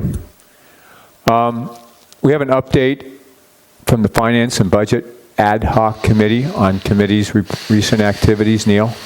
I do not have anything to present right now. We still need to meet to discuss our short-term goals, which we need to make happen here before the next Harbor Advisory Board meeting. So I'll contact you guys both outside this meeting, and we'll come up with some dates and get together to go over our short-term goals. Okay. And I'll also throw into your mix, we're coming up on mid-year budget, typically December sometime. One council meeting in December. I don't know if we've got a special meeting scheduled for that, a budget meeting or hearings or anything, or maybe it'll come in January. I'm not sure off the top of my head, but that's coming up as well. So I'll be looking to engage that committee as well once I start thinking about how I'm going to send things forward for mid-year and engaging the committee and getting your input on that as well. Okay. Thank you. C3 is the reconsideration of a slip subless rate discount for qualified commercial fishing vessels on the commercial slip waiting list. This was, we discussed this at our last meeting. This doesn't go into what you're saying, your comment in the general comment, but your staff recommendation, could you go over that a little bit for us, Eric? Yeah, so I'll just go through the whole thing. So as you said, this is a continuation. At the last meeting, we considered this item, had a fair amount of discussion, and at the end of the day or night, and determined that we wanted some more data, more information before making any decisions. Basically, the subject is, should folks that are on the commercial slip waiting list for a slip pay a lesser rate when they're assigned, when they're able to get a sublease, when our slips come available, when our full-time fishermen slip holders leave those slips for however many months, and one of our folks comes in and subleases those, if he's on the waiting list, should he pay the same as the slip rate payer, or should there be some sort of a discounted rate? Fiscal impact, it's unknown. I tried to do some analysis in terms of what it might mean if it were the same as the fisherman's rate, the regular slip holder's rate. There's no real pattern to it. I went and looked through several months and years worth of subleases versus who's on the waiting list, and it depends on fishing seasons and years and how things are going. A lot of it's salmon. A lot of our boats disappear at salmon season and go somewhere else, and it could, when we've had salmon years decent out here, not as many people leave. So no real pattern that I can establish.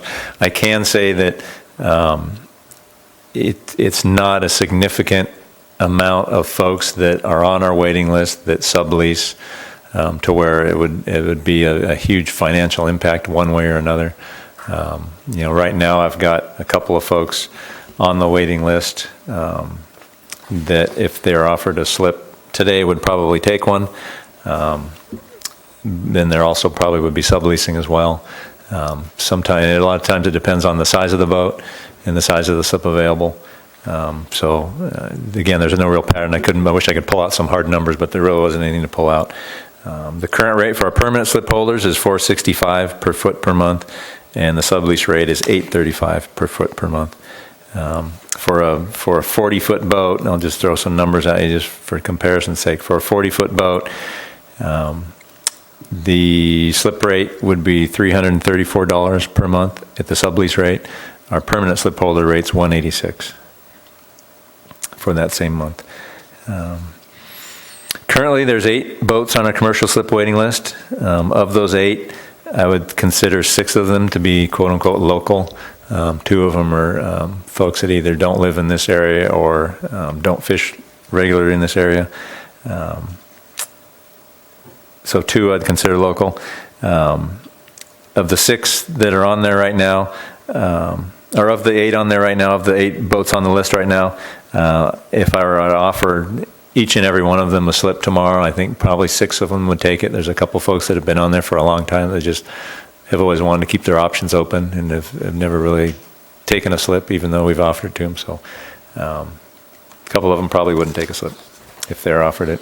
The vessel that was on there the longest, that is on the list the longest, the current list today, it's a 56-foot boat. It got on the list in 2008. And is still on the list, obviously. The newest vessel that got on the list got on the list January this year. The length of the vessel remains on the list.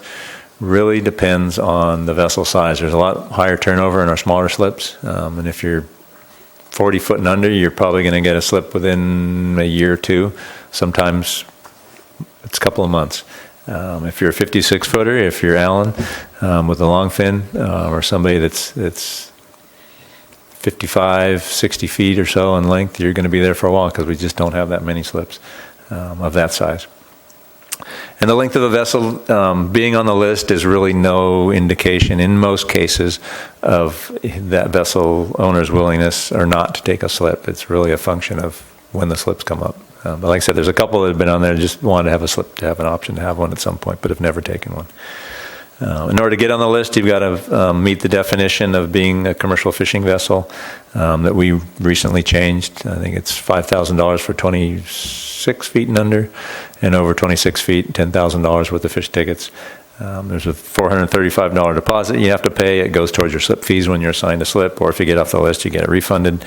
And fairly recently, I'm going to say within the last 4 or 5 years, a vessel owner must show proof of qualification, not only for the year that they're offered a slip. So if you're on the list for a couple of years, your fish tickets that you supplied to get on the list don't count anymore because they're too old. You've got to supply fish tickets the year you're offered the slip.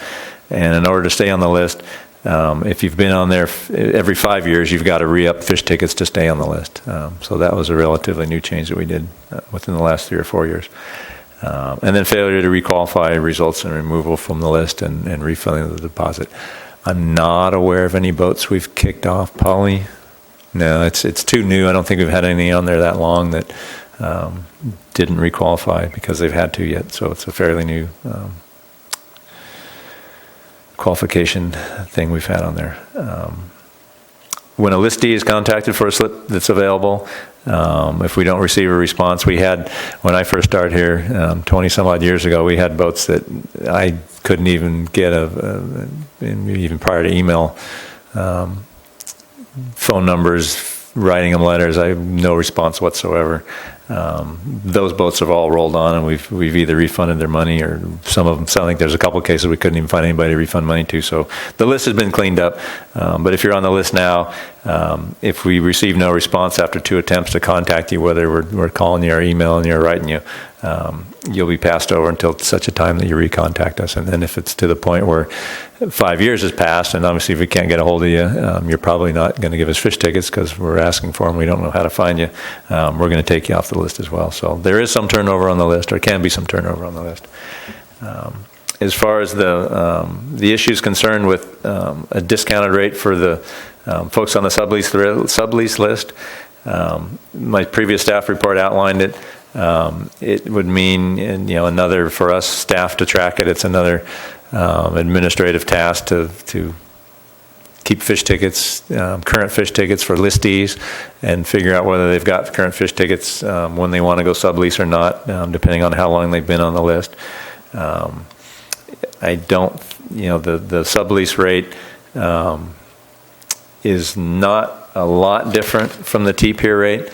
The T-pier rate for that same 40-foot boat, so remember the slip rate, if you're a 40-foot boat, you're paying $334 at the slip. On the pier, you're paying $312 at our current rate schedule. So it's not a huge difference to be in a slip versus the pier. at the transient rate. Obviously, again, at the slip rate, it's quite a bit different. So obviously, the larger the boat, the larger the difference that's going to be. But at this point, with the again, there's not a lot of boats doing it, and the small amount of difference in the cost from the pier versus subleasing versus our staff time and trying to track it and keep up with it and figure out, keep fish tickets on those folks as well. And the commercial slip rate it's for the permanent slip holders per city council action. So we wouldn't be recommending the rates be equal. And again, the other reason in the previous staff report was the possibility that somebody gets on the waiting list with no real intention of taking a slip just to get the lesser commercial fishing slip rate, permanent slip holder rate, by just being on the sublease waiting list. So for those reasons, we wouldn't recommend that they be the same. Maybe somewhere in between may be appropriate, but that's up for you to see if you've got some sort of recommendation. If we do come up with some sort of recommended discounted rate or lower rate, or the same rate, we brought to the regular master fee setting process next spring. I'll remind everybody that this year, City Council, with the exception of our slip rate, we've got pretty much all of our fees according to the analysis we've done. I think if we were to hire a consultant at considerable cost to come in and really do a true cost analysis of what it takes to provide the slips and piers, I think our rates would be higher than what we staff have estimated that we did this past spring. But we're currently at full cost recovery rate on everything except the slips, the commercial slip rates, the $465 a month. That is not at full cost recovery rate at what we estimated. So council's direction has been to get everything at full cost recovery. So this coming spring, I suspect we'll be looking at that slip rate again, and council may be seeing about raising that up closer to cost recovery. Okay, thank you, Eric. So we're going to bring it back here to try to get some consensus and to see what we want to do. Do I hear any discussion, Neil? We could, you're right, we could have public comment. Is there anyone in the public that would like to comment on this? Yeah, I certainly would. Again, John Gillespie from Santa Margarita. As I've listened to this, it strikes me that it seems like some people are supplementing other people's benefit. Like I mentioned, I over the years, I've probably spent $30,000 more for slip rental than other commercial fishermen, and I don't see why that's right. Doesn't seem fair, and it seems discriminatory at some level. The whole reason, the getting on the list, I wanted to answer the question you asked me why I didn't get on this list. Partly because the unlikelihood of ever getting a slip and tying up, $400 or $500 to pay for it struck me as just unnecessary to pay the price. I just want the slip, and that's just extra money that didn't need to. I don't see any reason for that at all. And the fact is, nobody ever told me that I could get a reduced rate. All those years I was paying into that, I didn't even know it existed. That's my response to that question. I mean, somebody could have told me 20 years ago, there's a cheaper rate doing this thing. And, I just, no one ever told me that. I just kept paying the bill and doing the thing. I don't know. I'm getting more and more irritated the more I think about this thing, and the more I see of it, and I just see an unfairness.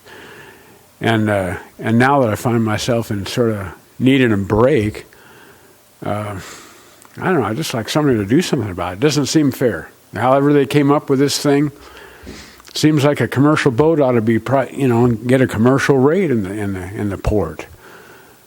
Just based let me on ask you a question. I mean, you made a comment that you weren't aware 20 years ago, I mean, that you started fishing here in Morro Bay? Yeah. I mean, when you say you weren't aware, I mean, there was a list of what things you could do and how many slips we had and things like that. Is that correct or incorrect? I don't know. I never looked. I just, I tied up to the T pier. That's where I could tie up. And it made sense to me, and that's all that was offered. And that's all I did. I really didn't know about that. There was sort of an old, let's say, a older boy network that, frankly, I don't truck with a lot because I fish differently in different places, and I didn't know a lot of them back then, and nobody ever told me about it. I just never saw any information that said that that's what I could do. Okay. Are you a member of the Morro Bay Commercial Fishing Association? I am now. I have been the last 2 or 3 years. Okay. Well, maybe Alan, I mean, as a representative, maybe you could discuss some pros and cons and some things that he could do. Well, I can see the point that he's arguing. He's tying to the T pier. He's paying the same rate there as a recreational boat would pay there. He's paying as much there as he would pay to tie up in a sublease situation. He's definitely getting the short end of the stick, so to speak. I've always thought that about the rate for the T pier. You don't get much for, you're paying a lot of money for not as much as what you would be getting if you were subleasing a slip. In my mind, I think it would be a good idea to have some kind of a break, and that included the T pier. But right. Well, this is a different subject. So maybe we need to. What I would just like is to have your voice heard. And maybe you can talk to the Commercial Fishing Association, and we can bring this up in a future agenda item. That's what I'd like to do. Yeah. I mean, only in the sense is that it's not on our agenda, and we're really not allowed to talk about it. I can feel your pain too, and ignorance is bliss, unfortunately. I mean, to after the fact, right? And now that you're thinking about this, you feel discriminated against. I can understand that. So. This seemed like the place this must be the place. No, it is, and so let us look into it. And but right now is not the time. So thank you. Let me ask you one question before you go, John. Are you planning on getting on the commercial waiting list now that you know that it's possible to eventually get a slip? If I knew there was a slip, or if the T pier was available for that sort of accommodation, I'd do it right now. If I knew that I could get a commercial rate and get a place to tie up, I'd be right at it. The way things are now, it's a waiting game. You have to get on the list, and then you have to wait. That's how it is now. Under those conditions, the present conditions, you're still not willing to get on the waiting list? I really don't have the extra money to do that. To get on that thing, and it would be years. Like you just mentioned one from 2008. Yeah. And I can see the slips available. Gene, your question? Yeah, John, a couple questions. What's the name of your boat? The Windwalker. Okay, and then have you ever tied up as a subleasee at one of the slips? When they did the last work on the North T pier, I got down to one of the slips down up the bay. Okay. And that was one of the only one of two that I think that are available. They moved me there because they were going to do the work on the pier, and that's kind of when I started becoming aware of this thing. Yeah, that's what I was getting at. Okay, thanks. Okay, thank you, John. Thank you. Appreciate it. Okay, let's get back to the subject at hand in the sense, I personally do not think that we should recommend any discounting at this time for this particular fee. That's my opinion. I think that it's not a major issue, and it was brought up by one member. And since then, I don't believe he even has a boat. to be honest with you. So I'm not even sure if it's even going to benefit him. So, Ron, your comments?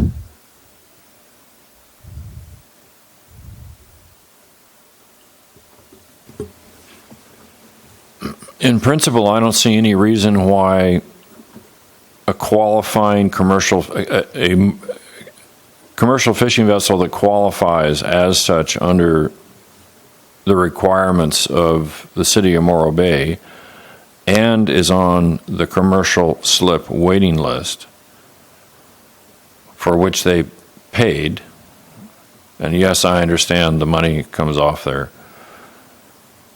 slip fees sometime in the future if they get one. I don't see any reason why, and if they live, I'm going back to the conversation that we had 2 months ago, and if they are residents of the county of San Luis Obispo, I don't see any reason why there shouldn't be some discount. I mean, we've been talking about commercial fishing vessel fees for a long time, and this body has generally acknowledged that we need to encourage those folks to the extent that we can to continue to operate out of Morro Bay. So I'm prepared to move that we do. I have a motion. If you sure, I'd like to make a motion, but only when if you want to go up and down first, go ahead. Gene, your comments of anything? I'd like to hear from John. Alan. Sorry, Alan for.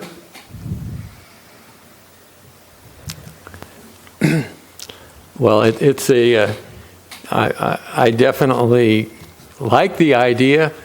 A lot of us are hanging by a thread. I'm not sure everybody realizes that, but a lot of fishermen are hanging by a thread. John, I finally cornered him and got him to say the reason he wasn't getting on the list, I knew it in advance, but it's because he can't afford to get on the list. So this will help. I have to say it will help a lot of people. I also understand that the city is hanging by a thread as well, so maybe not as seriously, but I'm for it. In talking with Eric, we talked about some kind of a compromise, and that seemed appropriate to me. Lynn?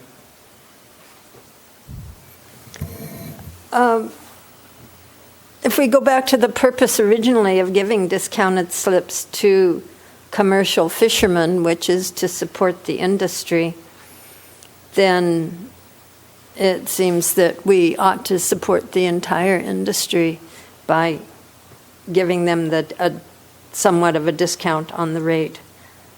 I'm not sure. Well, I would ask a question, though. Based on the information we have, it says staff believes 6 of the owners currently on the list would take a slip if offered one today. But there aren't slips available. All of the slips are always filled, right? Yeah, there's rarely time we go empty with a slip for very long. Right. And when you have one available, are they generally taken? Sublet? Do the fishermen come in and sublet the slips? Do they come off the T-pier and go into a slip if they can? Sometimes they come off the pier. Sometimes they're transient boats from elsewhere. They wouldn't be eligible anyway for a slip. I mean, we sublet to anybody. We'll sublease to you. We'll sublease to a recreational boater. True, but they are not eligible to get a slip other than not on a permanent basis. No. On a permanent, okay. So it may or may not actually affect some of these people, which still doesn't change the basic principle that if we want to support the fishermen, we ought to support them all and probably give them a discount. That's the end of my comment. Again, I think that, looking at the rates, again, the lesser rates would probably be amenable to the fishermen, and if I was a fisherman, I'd like them too. But I think the rates are favorable, and I'm just not for changing them right now on this particular sublet situation. Neil? Knowing that the city's got its issues too, I am sympathetic to the city, but I also support the idea of being fair to the entire commercial fishing fleet, as we've given breaks to other areas. As Ron went back to a few months ago, we talked about the idea of what local was and came up with possibly a rough definition of somebody residing in the county. I would say I'm in favor of some kind of discount. I'm not sure exactly what that is, but for somebody who qualifies to be on the list and is a commercial fisherman here in Morro Bay, I don't see a problem with treating them the same just because they can't get into the slip. I don't think they should pay an extra rate. So that's it. Dana? Yeah, I'm looking at this as you have a slip renter and he leaves, and you fill it with another commercial fisherman from here, so you're still making the same money on it. To make more money, obviously you can put recreational boaters in there or people from out of the area, transients as they come through, and get a higher fee. But I agree that we should be pretty even with the whole commercial fishing. I mean, that's the whole reason for this. I mean, I've been a recreational boater for years. I had a big boat at one time and lived on board, and I always went, how come I can't get one of those slips? But I realized why. This is what keeps the fishing industry, it helps keep the fishing industry alive here. And I want to see that working waterfront stay here, and that's a very integral part of it. I don't want this to become a theme park.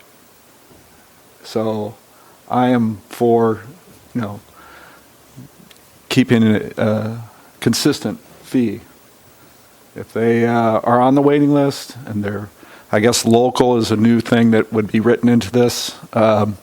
I wasn't here at the previous meeting, so I didn't hear all the discussion that you guys have had. That sounds like a good plan to have that as part of it. That's my comments. Okay, so we have a motion on the table here. Oh. Gene? Question, Eric. When a permanent slip holder goes away, does he still pay any fee to the city?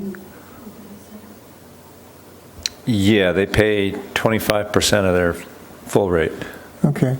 And then I believe this is like the majority of the board here, that when a commercial fisherman goes away and another commercial fisherman comes in, I think he should be paying just the same rate. To do an adjusted rate there just seems to confuse to me the issue. Just keep it simple.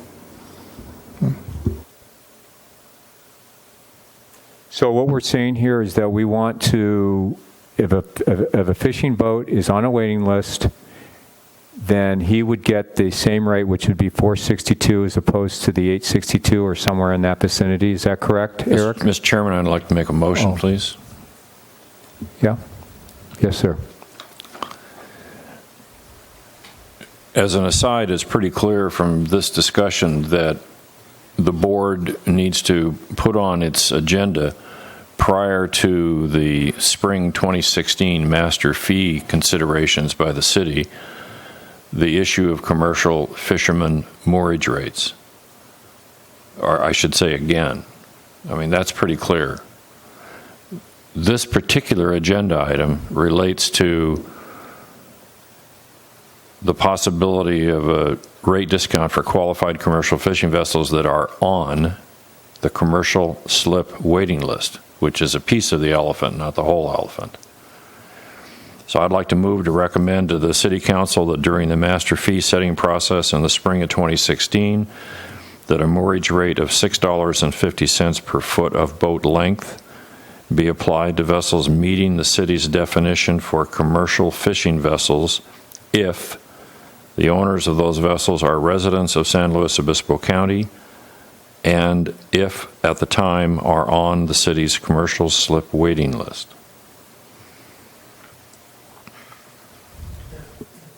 Do I hear a second?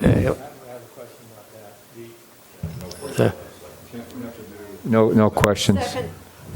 Okay, I have a motion on the table and a second. Discussion here, Alan? That rate, what rate was that you quoted? $6.50, which is right straight between the two. Oh, that's half the difference? Correct. Okay, so you're actually, okay, so, okay. All right, so, okay, I see.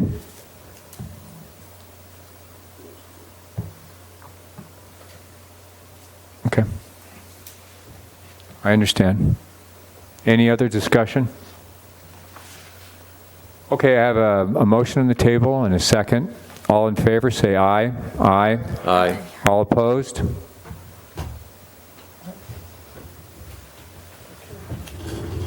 Okay.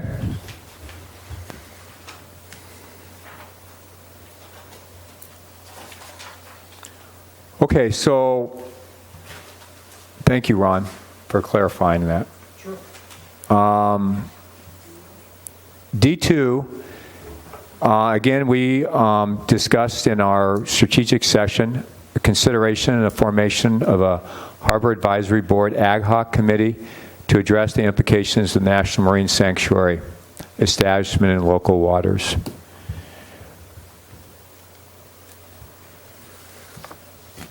So, do I hear a motion to make this happen from anyone? This is an issue that's probably not going to go away. And I think that, again, as an educational tool for the City Council, one of the things that they lacked, they felt, was the knowledge and the education of the implications of the Marine Sanctuary Act to Morro Bay. And maybe that is our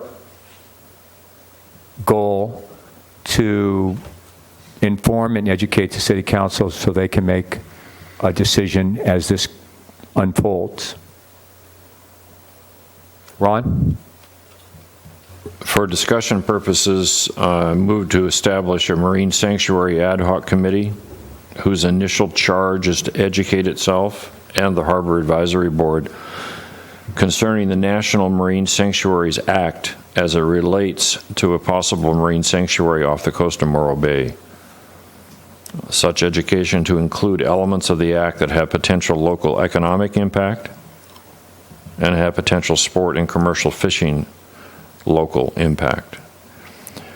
Further, if they are willing, that the advisory board be populated with Bill LaFay, Alan Allward, or alternate, and Ron Reisner, with the committee selecting its chair, and with the committee authorized to incorporate into its body or as advisors any party who would materially benefit the committee's activities. I'll second that. Go, I have a first and second. Any discussion? Lynn?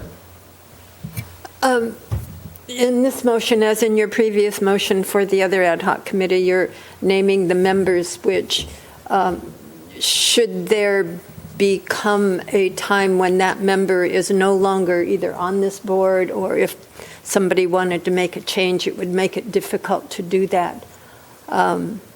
It seems to me that we could volunteer for the committees as we usually do, rather than incorporate the names in the motion.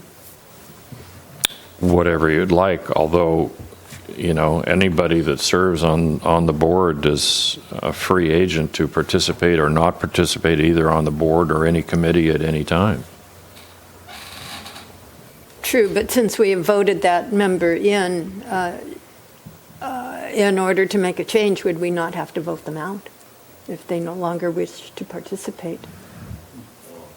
I didn't think so, but that doesn't mean that you're not correct.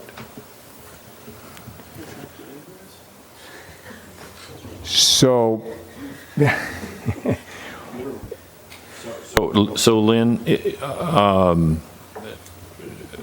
taking your comments into consideration, how would you suggest, if the motion was altered to create an ad hoc committee with the stated purpose and so on and so forth, how would you suggest that that committee be populated? Once we establish the committee, we could then ask for volunteers or nominations, volunteers essentially, to serve on the committee. The volunteer part, I understand it because that makes it pretty optional. But if we vote on them, I don't see any. If we nominate and vote, I don't see any difference. So. But a volunteer, you don't necessarily nominate and vote. I understand. I was just. That was the only distinction. I misspoke. Oh, no, you didn't misspoke. You provided two options. You didn't misspeak. Well, I would not make a motion and to nominate and vote them in, but it just seems that it would be simpler to allow people to volunteer for the committee. That's all. You may be able to split the difference and vote on a chair, and then people it with who steps forward or who wishes to step forward.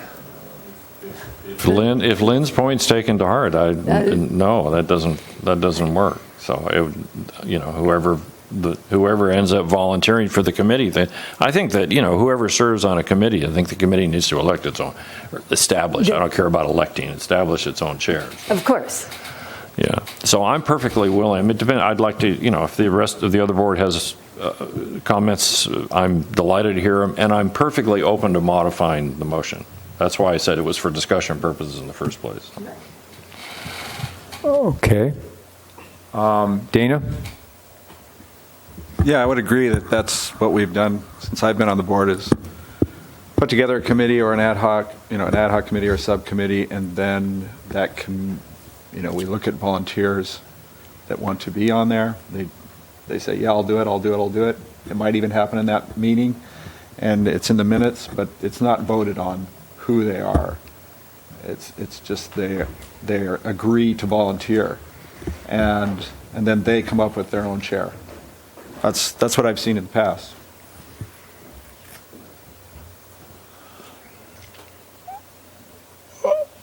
Okay, Ron, would you like to maybe Well, let's discuss some more. Okay, Alan? The topic for consideration, I know I have a lot of access to experiential information about what has occurred in other places with sanctuaries, and that's not contained in the Sanctuary Act. So I would like to, leave the investigation a little wider so that we can bring in information about what has occurred in the past. Well, I think that will be handled. Well, the motion said such education to include elements of the act that have potential local economic impact and have potential sport and commercial fishing vessel impact. So I think by definition, I'm happy to modify it, Alan, but I think by definition it provides that opportunity. Okay, if that. But you have to agree to that. I mean, you don't have to agree with it. I mean, do you agree with that language works for you? Well, it seemed a little narrow. I mean, I'm thinking that there are some letters floating around and things that written by people who were adversely impacted that I think need to be considered, and that's from my own point of view. I'm sure there's letters we're for it that need to be considered too, but my own, what I would be bringing would be outside of the act. It would be more experiential kinds of things. Okay, let's get back to the motion of forming an ad hoc committee. And Ron, would you like to amend your motion at this point in time? I'm going to withdraw my motion, and I'm prepared to restate the motion based upon the board discussion. Okay. Is the second okay with doing that? I'm okay with that. So move to establish a Marine Sanctuary Ad Hoc Committee whose initial charge is to educate itself and the Harbor Advisory Board concerning the National Marine Sanctuaries Act and related issues as it relates to a possible marine sanctuary off the coast of Morro Bay. Such education to include elements of the Act and other issues, related issues that have potential local economic impact and have potential sport and commercial fishing local impact. Further, with the committee authorized to incorporate into its body or as advisors any party who would materially benefit the committee's activities. I'll second. I have a first and second. Any discussion? Hearing none. All in favor?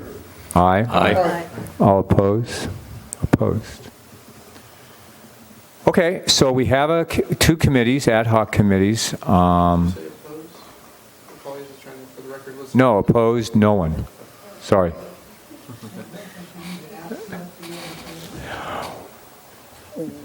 Okay, at this point in time, on the ad hoc committee for the Marine Sanctuary, would anyone like to raise their hand who would like to be on the committee?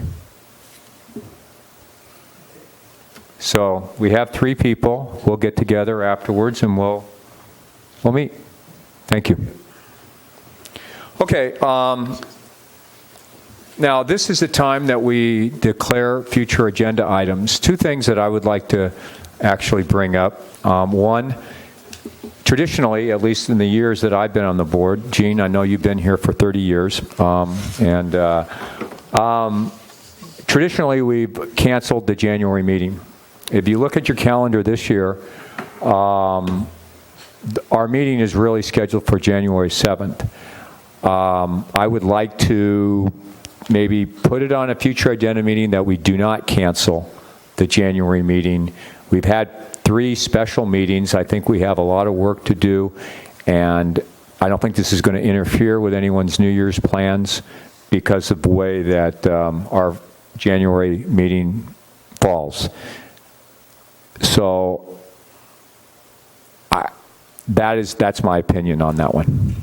I don't know what everyone else says. If we can put it as a future agenda meeting, and if you folks feel that you'd like to cancel it and there's a majority opinion, so be it.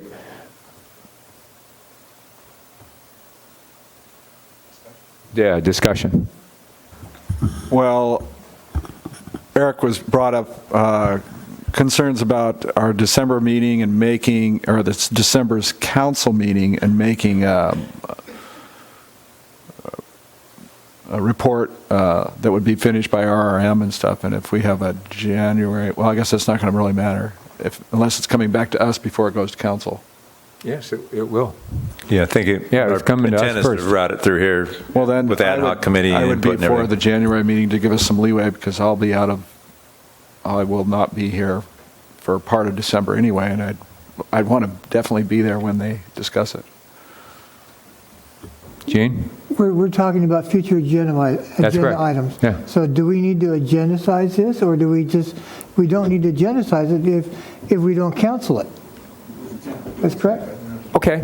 All right. I mean, me and Eric talked about this only because it's been tradition, so I didn't want to not leave it.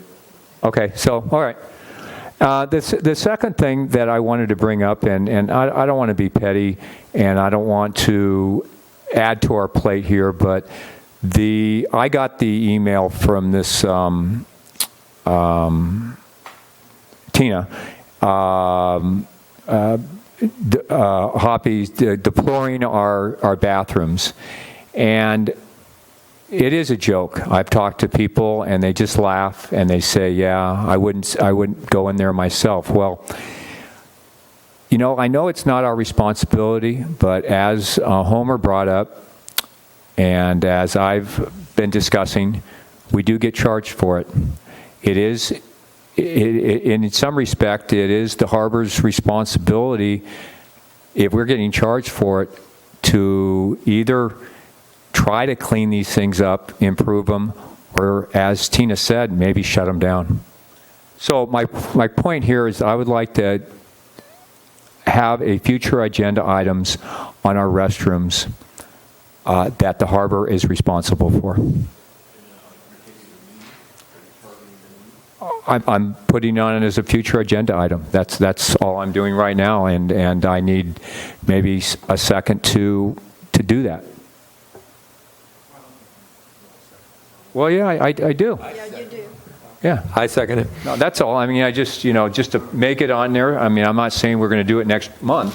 Why not? Well, okay. Well, then me and Eric will talk about it, and we'll do it. So I have a first and a second. So we're going to put that on the future agenda meetings to look at the restrooms and the responsibilities of the Harbor Department and how we can achieve some change. And then we'll talk about it, myself and Eric, and if we have something we'll have it on our agenda.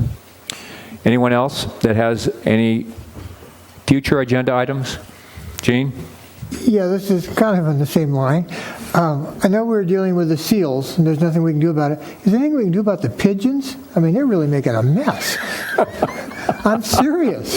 They're getting more and more pigeon poop everywhere.